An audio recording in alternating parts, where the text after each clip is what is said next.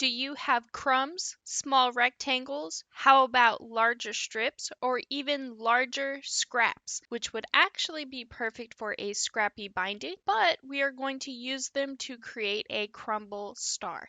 Now for this block, you will need, of course, crumbs and scraps in any form, as well as 4 5-inch squares and 4 4.5-inch squares for your background. Now feel free to use leftover 10-inch squares or 5-inch squares from other projects for your background. Just make sure that they are low volume or even high volume scraps for a good contrast.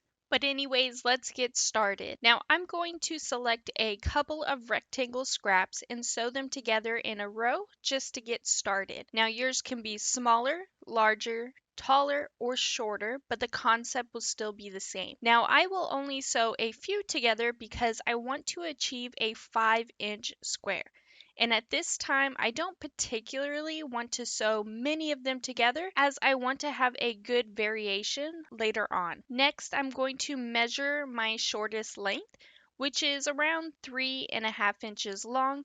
And since I want to achieve that 5-inch square, I will need to continue to add on more scraps. Now I could use the identical size rectangles, or we can change it up and use a larger scrap and go a different direction. Now once I lay this rectangle on top, I can see it will measure as a 5.5-inch square. So when I sew them together, it will then yield a 5-inch square, which makes this pretty perfect, surprisingly. But if yours ends up shorter, then you'll just need to keep adding on until you reach that 5-inch in length. But since I'm okay here, I am then going to trim my scrappy, beautiful mess into a 5-inch square. And of course, you can use the remaining trimmings as scraps for later on because nothing will get wasted here. But once you have a scrappy 5-inch square, you will take your background 5-inch square and draw a 45-degree line on the wrong side. Now, no matter what color your background square is, I highly recommend drawing the line on your background squares, as it will be difficult to draw a line on the wrong side of your scrappy square with all of those seam allowances. And this reminds me of a great tip. If you are sewing multiple small pieces together, you might want to press your seams open. But I live on the dangerous side, which means I didn't, but it would make things easier in the long run. But once your line is drawn, you will then place them right sides together and sew a 1/4-inch seam allowance on both sides of the line you just drew to create 2 half-square triangles. Then make sure your half-square triangles measure at a 4.5-inch square.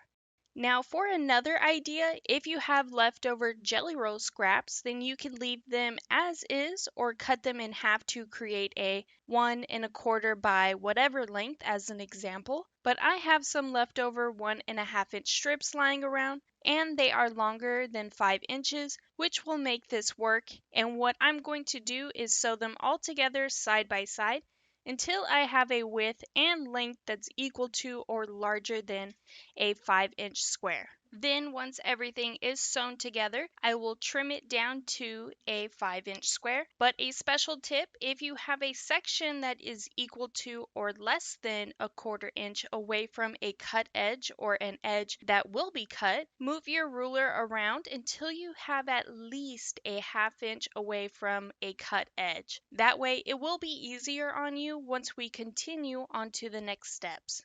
And once again, keep your trimmings, as we can then use these as a base to then add on more scraps to form another 5-inch square. But with our stripy version, we are going to continue as before by grabbing a 5-inch background square, drawing our 45-degree line, and then forming 2 4.5-inch half-square triangles. Then even though we are using crumbs and smaller scraps, don't leave out your larger scraps either, because this pattern will look fantastic even with a standard half square triangle, because the more variation, the better. And with that said, I'm just going to go through my larger scraps until I find one that measure as a, you guessed it, a 5-inch square. Then once I do so, I will of course once again repeat the steps until I have made more half square triangles. Now for this block, you will need a total of 8 half square triangles. So I made one more set, that way we can go ahead and move on to the center of our star. Now for the center of the star, we will need to create a 8.5-inch block. Now here I'm going to start with some smaller crumbs and just lay pieces out into a line.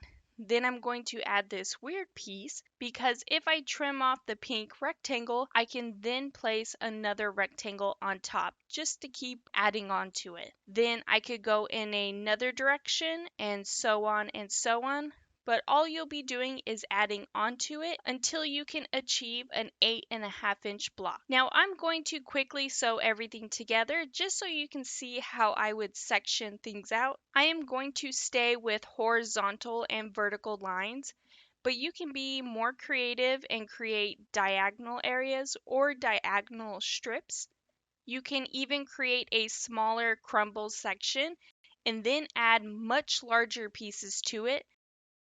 There really is no wrong or right thing to do. The scrappier the better, but just try to use up everything that you can.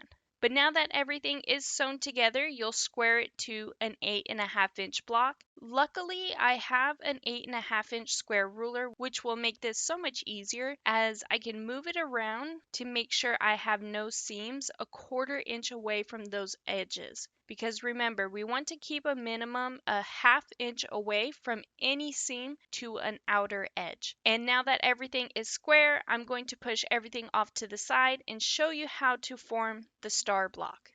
Now to make one block, you will need your 8.5-inch square for the center, 4 4.5-inch background squares, and 8 4.5-inch half square triangles. Then you will lay your blocks like so. Then sew all your blocks together into rows, and then lastly sew your rows together to complete your crumble star block. And with that said, you are all finished. This crumble star is perfect for crumbs, scrap, strip sets, and even some single print 5-inch squares. You really can't do anything wrong here. And as a friendly reminder, you can use background 10-inch squares and trim them down, or background 5-inch squares, or even low or high volume contrasting background prints to create a nice size quilt using up all of your scraps, because nothing will go to waste here. But I do hope you have enjoyed today's tutorial. If you can please take a moment to hit that like and subscribe button, hit that notification bell so you can be notified for your next amazing quilt project.